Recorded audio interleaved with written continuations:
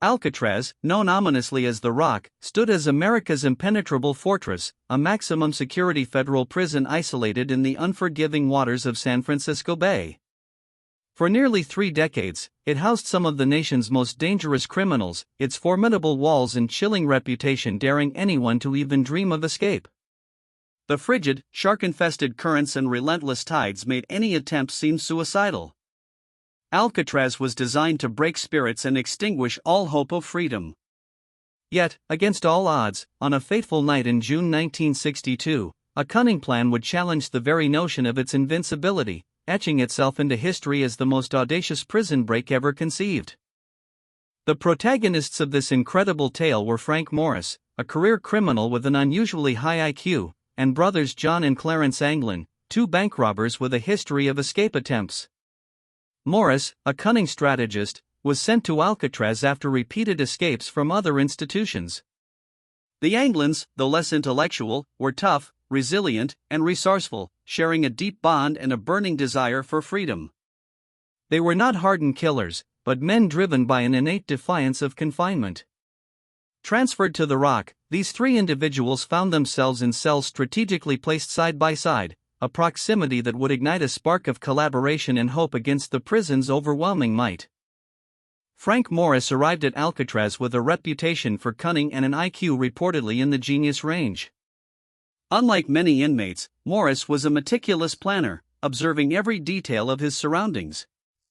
He quickly noticed the structural weaknesses in the aging prison. The concrete surrounding the air vents in the cell walls, exposed to salt air and decades of neglect, was slowly deteriorating. This seemingly minor flaw became the cornerstone of his audacious scheme.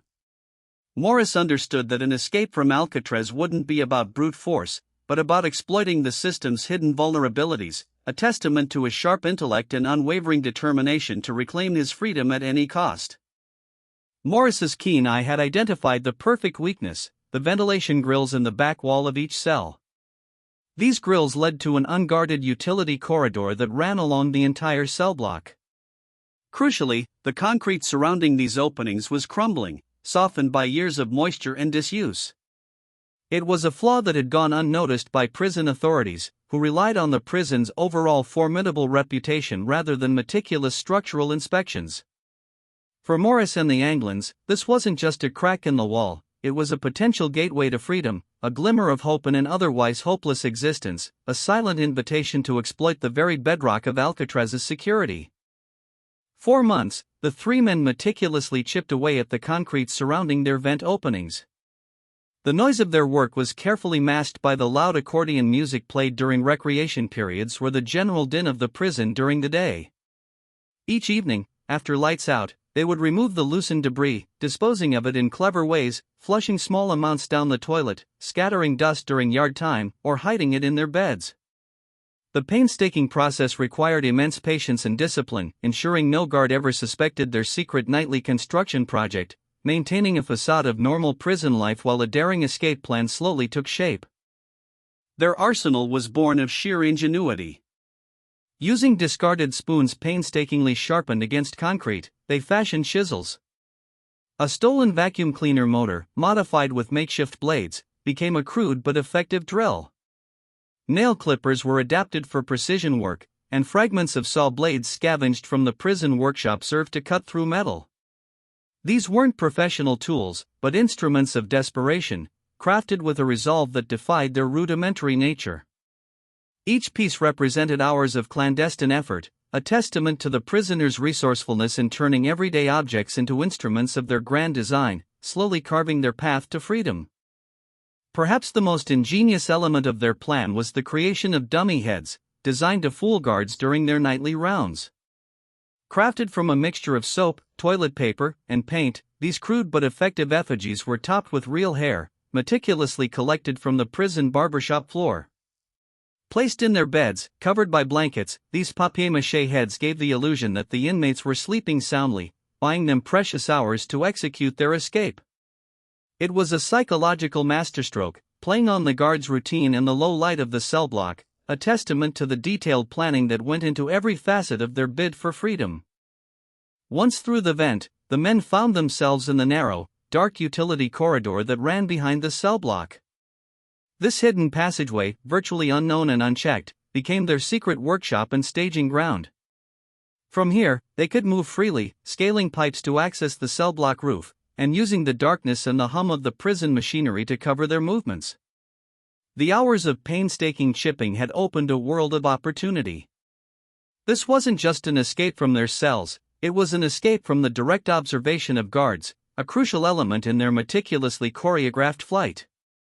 The most critical phase of their planning involved creating a vessel capable of crossing the treacherous San Francisco Bay. Their ingenious solution? A homemade inflatable raft and life vests, fashioned from over 50 stolen prison raincoats, rubber cement, and various scraps. They stitched and glued the raincoats together in the utility corridor, carefully inflating sections to test their buoyancy. The makeshift craft, crude but functional, represented their only hope of surviving the icy currents. It was a desperate gamble, a fragile promise of passage across miles of unforgiving water, a true marvel of improvisation under the most extreme conditions imaginable within prison walls. On the night of June 11, 1962, the stage was set. A thick fog rolled in, blanketing Alcatraz and muffling any potential sounds, providing perfect cover for their final act.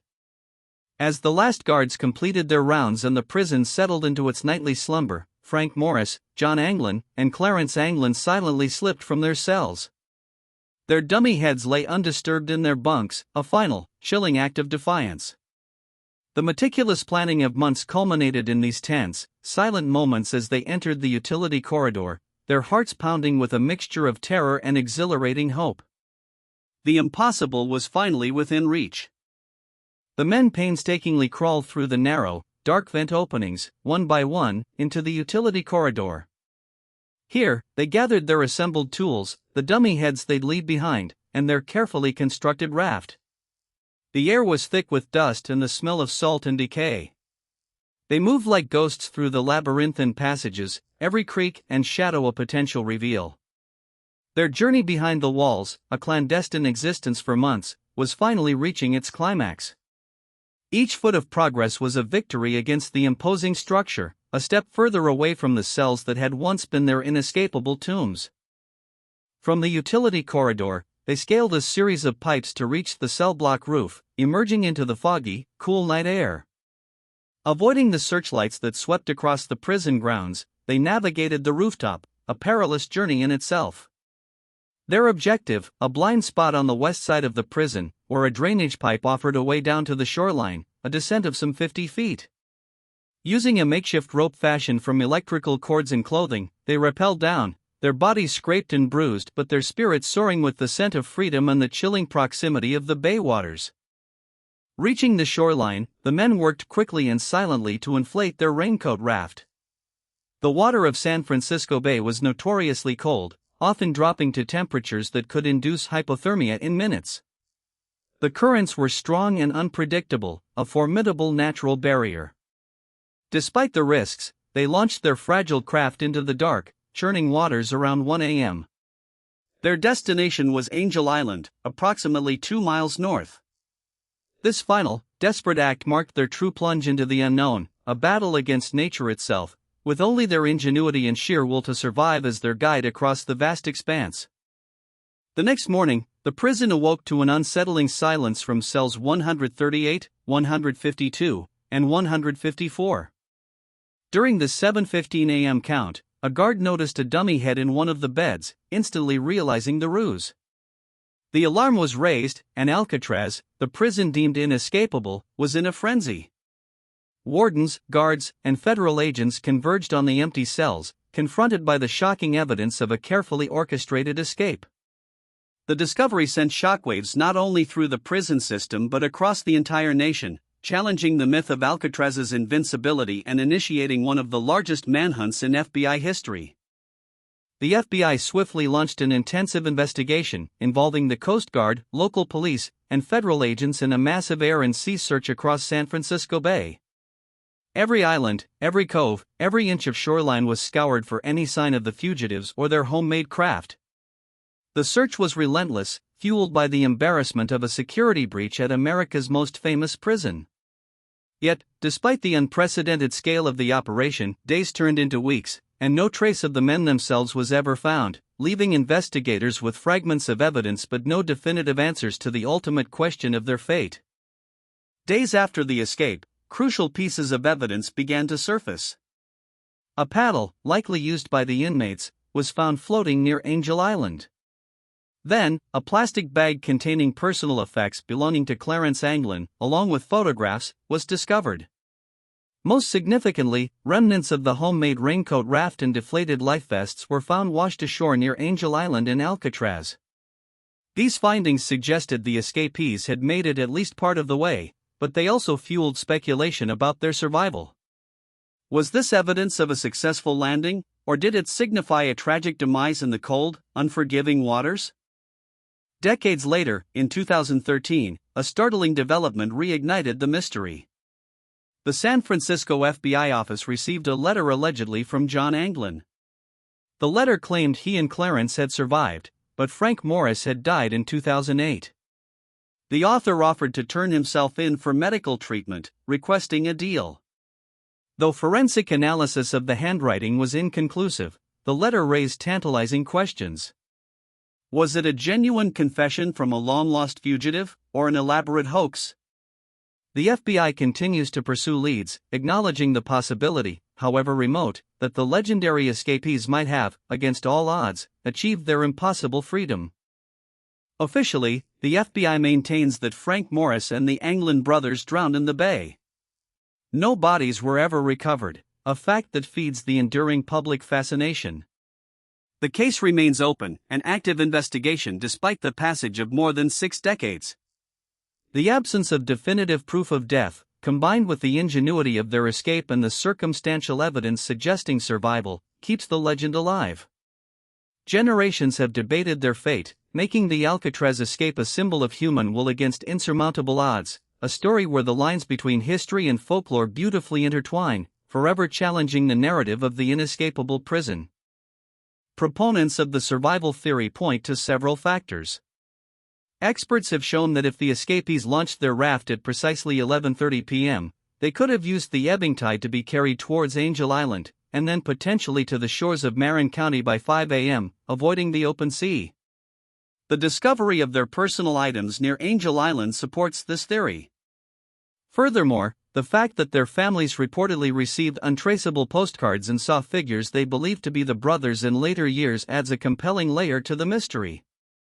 It suggests a meticulously planned exfiltration, not just an escape.